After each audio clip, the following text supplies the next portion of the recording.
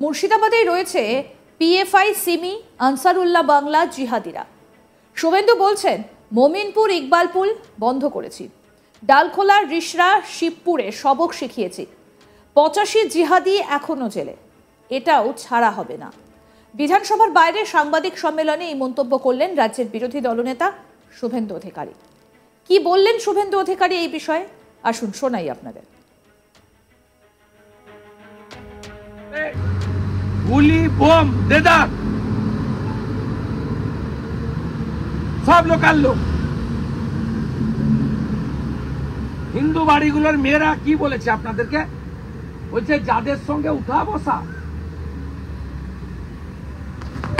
যারা কদিন আগে ঈদের নিমন্ত্রণ করলো, যাদেরকে আমরা কদিন আগে দুর্গাপুজোর নিমন্ত্রণ করলাম, সেই লোকগুলোই আমাদের বাড়ি লুট করে ভেঙে সব নিয়ে চলে গেল।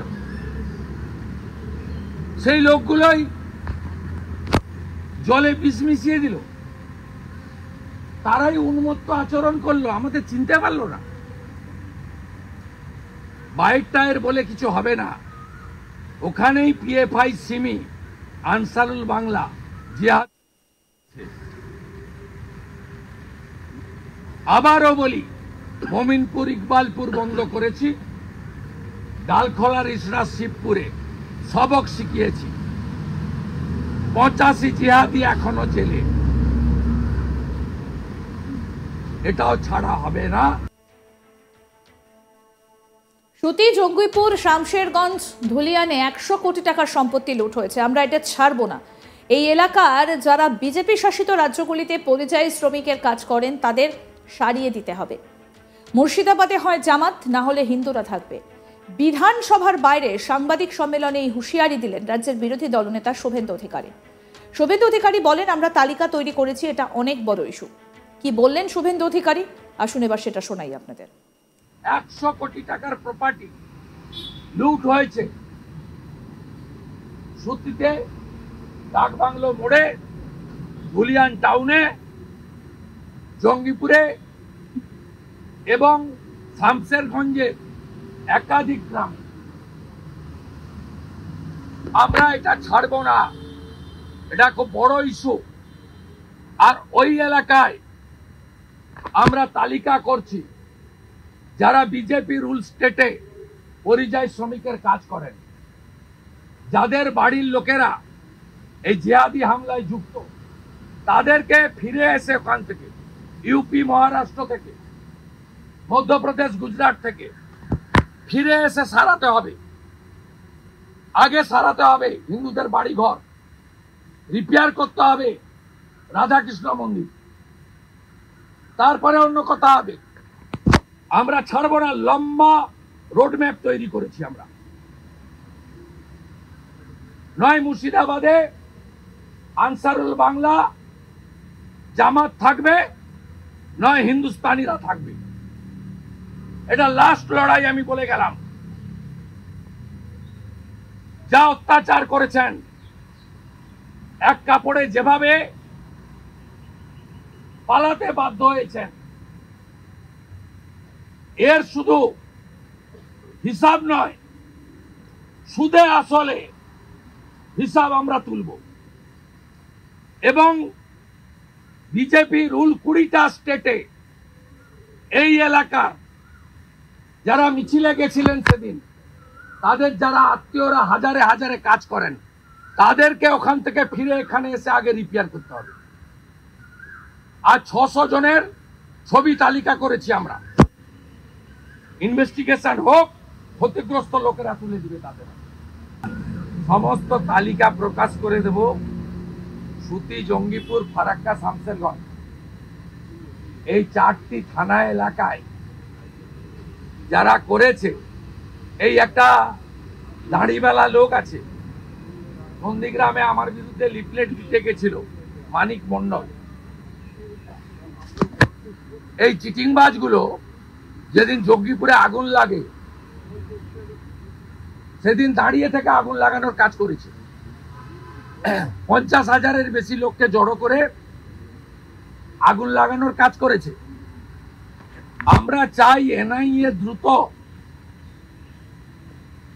মুর্শিদাবাদ হাতেই নিই। আমি ধন্যবাদ জানাবো কেন্দ্রীয় স্বরাষ্ট্র দপ্তরকে।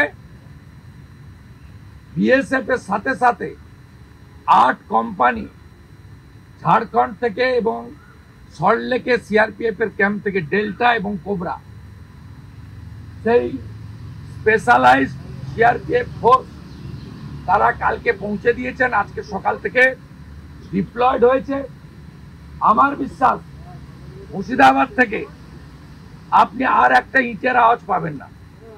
বাকিটা যে জব্দ করার দরকার, এনআইএ আসা দরকার। 100 কোটি টাকার প্রপার্টি নষ্ট করেছে হিন্দুদের, 100 কোটি টাকার। 12-14 বছরের বাচ্চাদেরকে উস্কে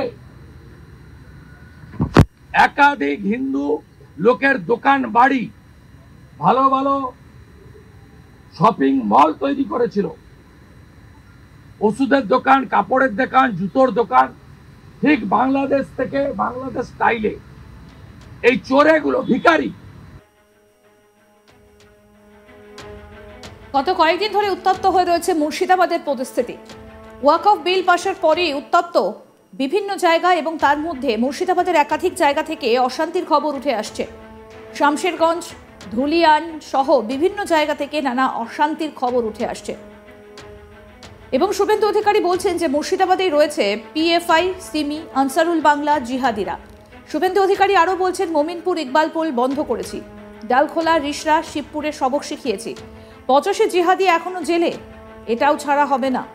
বিধানসভার বাইরে রীতিমতো সাংবাদিক সম্মেলন করে এই মন্তব্য করেছেন রাজ্যের বিরোধী দলনেতা শুভেন্দু অধিকারী। কি বলেছেন আসুন শোনাই আরেকবার। গুলি, বোম, দেদার সব লোকাল লোক। হিন্দু বাড়িগুলোর মেয়েরা কি বলেছে আপনাদেরকে? বলছে যাদের সঙ্গে উঠা বসা, যারা কদিন আগে ঈদের নিমন্ত্রণ করলো, যাদেরকে আমরা কদিন আগে দুর্গাপুজোর নিমন্ত্রণ করলাম, সেই লোকগুলোই আমাদের বাড়ি লুট করে ভেঙে সব নিয়ে চলে গেল। সেই লোকগুলোই জলে বিষ মিশিয়ে দিল। তারাই উন্মত্ত আচরণ করলো, আমাদের চিনতে পারলো না। বাইক টায়ার বলে কিছু হবে না, ওখানেই পিএফআই, সিমি, আনসারুল বাংলা, জিহাদ।